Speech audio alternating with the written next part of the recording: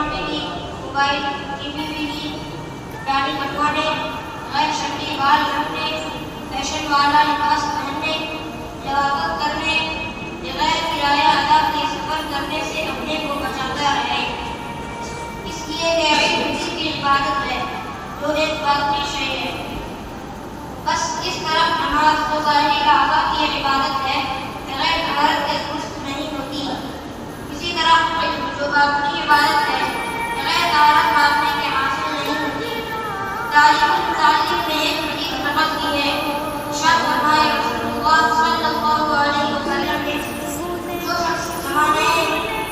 طالب علم کے گناہوں سے احتیاط نہیں کرتا، خدا تعالیٰ اسے تین چیزوں میں سے ایک میں ضرور مبتلا کرتا ہے، یا تو وہ ہمیں جوانی میں مر جاتا ہے، یا پھر اگر کمال کے ایسی جگہوں کے مارا کرتا ہے جہاں اس کا علم ضائع ہو جاتا ہے اور علم کی اشاعت نہیں کر پاتا، یا کسی بادشاہ رئیس کی خدمت میں ذلتیں برداشت کرتا ہے۔ طالب علم اگر پرہیزگار ہوگا